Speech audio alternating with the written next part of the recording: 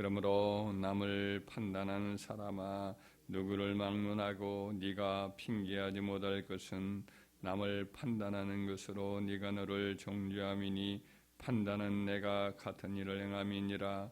이런 일을 행하는 자에게 하나님의 심판이 진리대로 되는 줄을 우리가 아노라. 이런 일을 행하는 자를 판단하고도 같은 일을 행하는 사람아, 네가 하나님의 심판을 피할 줄로 생각하느냐? 혹 내가 하나님의 인자하심이 너를 인도하여 회개하게 하심을 알지 못하여 그의 인자하심과 용납하심과 길이 참으심이 풍성함을 멸시하느냐? 다만 내 고집과 회개하지 아니한 마음을 따라 진노의 날 곧 하나님의 의로운 심판이 나타나는 그날에 임할 진노를 내게 쌓는도다. 하나님께서 각 사람에게 그 행한 대로 보응하시되 참고 선을 행하여 영광과 존귀와 썩지 아니함을 구하는 자에게는 영생으로 하시고, 오직 당을 지어 진리를 따르지 아니하고 불의를 따르는 자에게는 진노와 분노로 하시리라.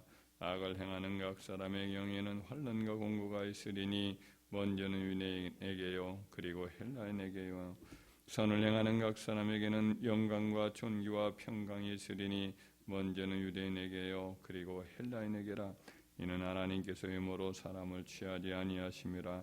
무릇 율법 없이 범죄한 자는 또한 율법 없이 망하고, 무릇 율법이 있고 범죄한 자는 율법으로 말미암아 심판을 받으리라. 하나님 앞에서는 율법을 듣는 자가 의인이 아니요 오직 율법을 행하는 자라야 의롭다 하심을 얻으리니, 율법 없는 이방인이 본성으로 율법을 행할 때에는 이 사람은 율법이 없어도 자기가 자기에게 율법이 되나니, 이런 이들은 그 양심이 증거가 되어 그 생각들이 서로 혹은 고발하며 혹은 변명하여 그 마음에 새긴 율법의 행위를 나타내느니라. 곧 나의 복음에 이른 바와 같이 하나님이 예수 그리스도로 말미암아 사람들의 은밀한 것을 심판하시는 그날이라. 아멘. 16절에 보면 사도 바울이 이제 자기가 전한 복음을 표현할 때 종종 나의 복음이다 이렇게 표현을 합니다.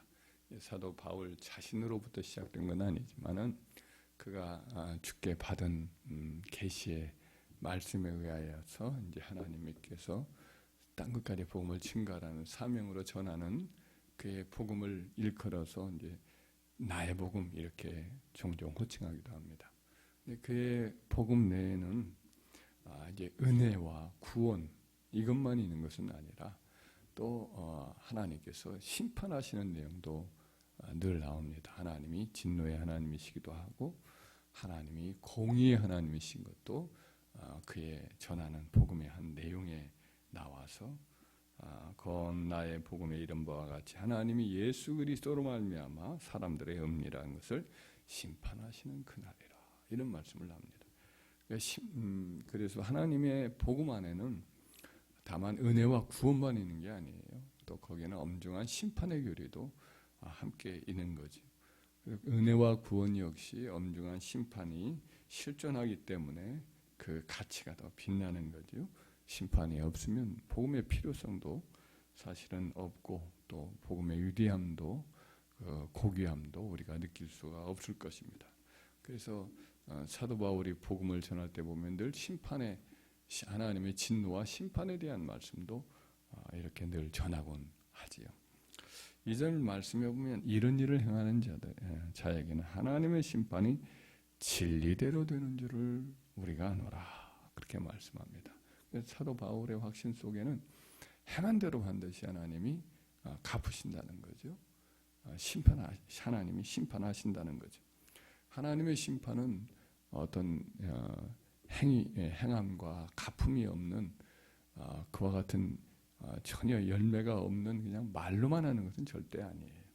분명한 실제예요. 정말 심판이 분명히 존재하고 지옥불이 말로만 일으키는 게 아니라 분명히 영원히 꺼지지 않는 그 고통의 지옥이 있는 거죠. 하나님의 적지 않은 사람들이 이제 복음을 들을 때 하나님의 진노와 심판의 교리를 들으면 그것을 그냥 없는 말을 그냥 하는 정도로 생각을 하고 공포심을 조장하는 걸로만 생각을 하지만 그렇지 않습니다. 하나님은 죄에 대해서 절대로 눈 감아주지 않습니다.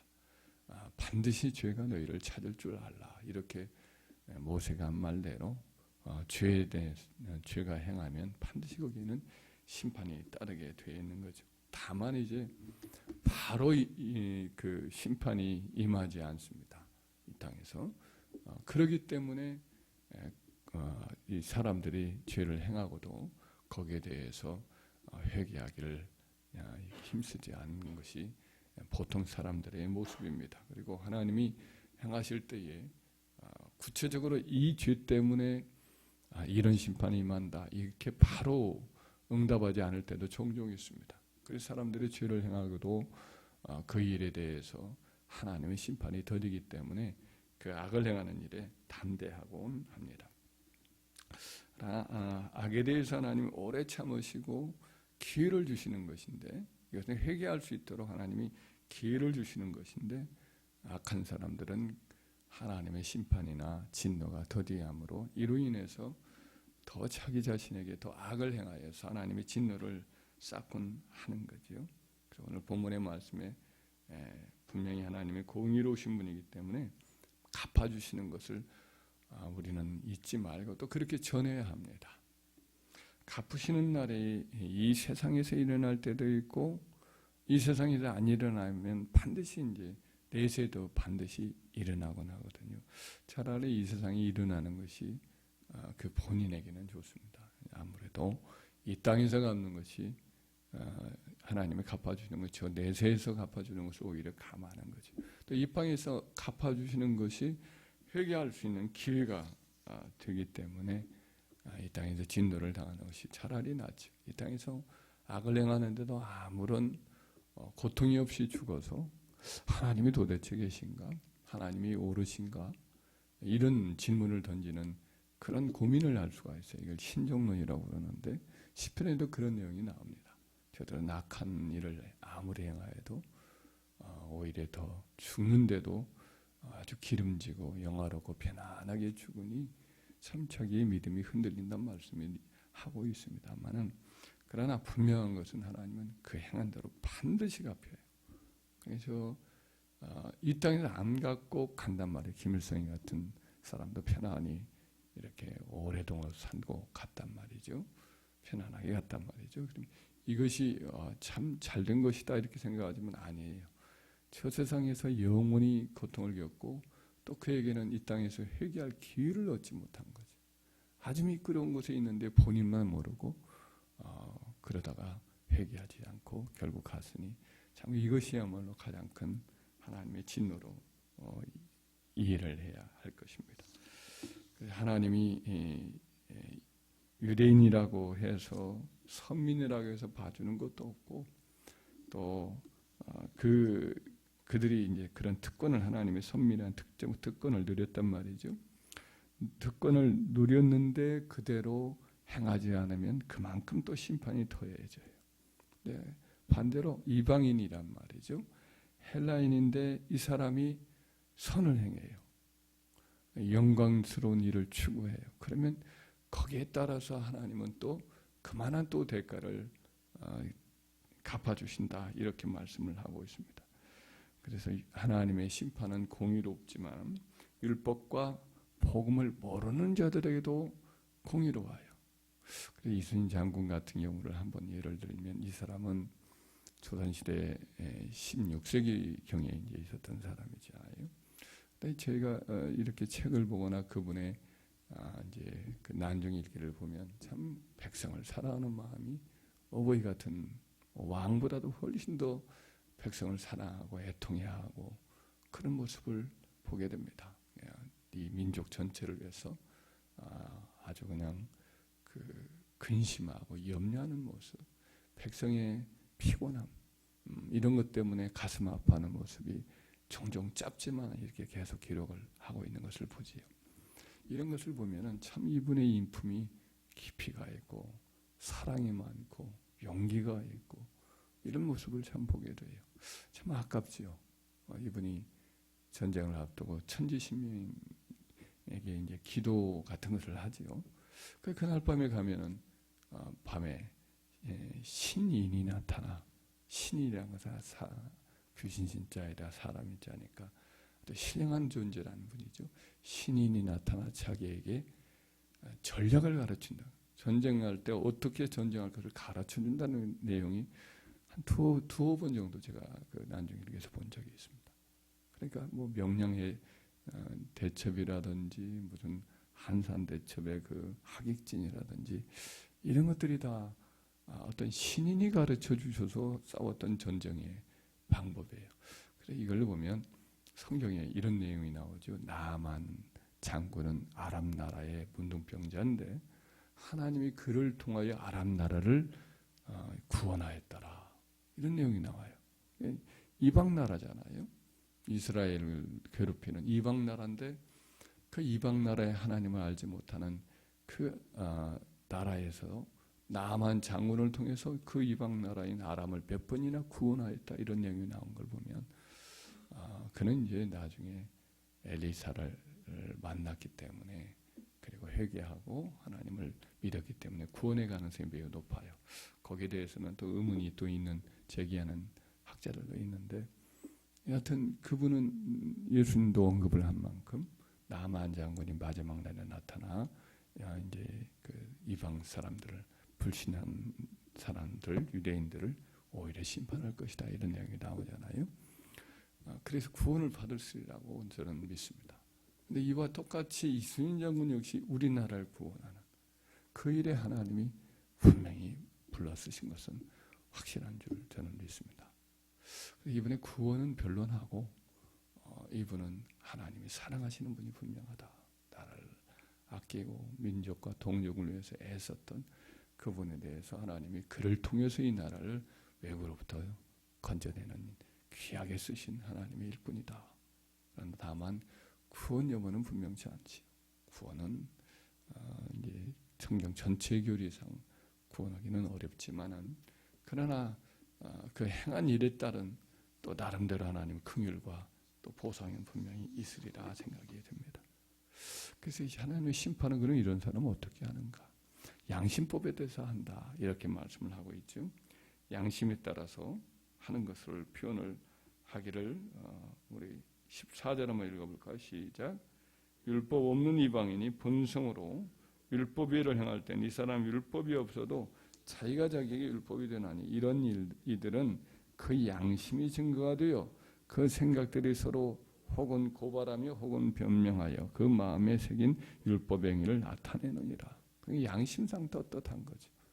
양심상 떳떳하기 때문에 그는 이제 이전에 그랄 왕 같은 경우 아비멜렉 같은 경우에도 양심상 떳떳하기 때문에 아브라함의 아내 사라를 취했을 때 하나님 내가 널 죽이리라 이렇게 꿈에 나타나서 막 하나님이 이제 그를 책망을 하잖아요. 나는 그가 그의 아내인 줄 전혀 모르고 했습니다. 하나님께 따지죠. 네가 그렇게 모르고 행했기 때문에 내가 이렇게 밤에 나타나서 내게 이렇게 경고하는 거다. 그런 선지자의 아내다. 내보내라. 이렇게 이제 하나님이 그에게 이제 말씀을 할 때도 그 떳떳하기 때문에 하나님 앞에 그와 같이 항의를 했던 거죠. 하나님은 양심에 따라서 이렇게 행위에 대해서 심판을 하시는 거죠. 떳떳하지요.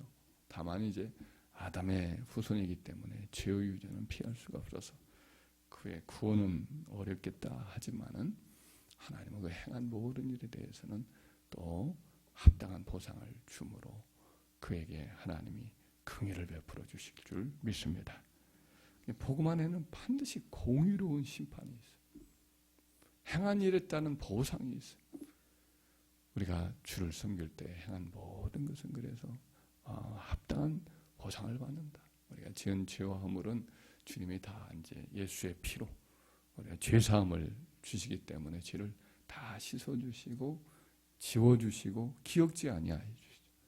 그래서 우리가 엄정한 심판을 피할 수 있는 거죠. 그래서 우리가 하나님의 진노와 심판이 분명히 있고 엄중한데 다만 예수 그리스도의 대속의 공로로 그분의 핏값으로 인해서 이걸 피한다는 것.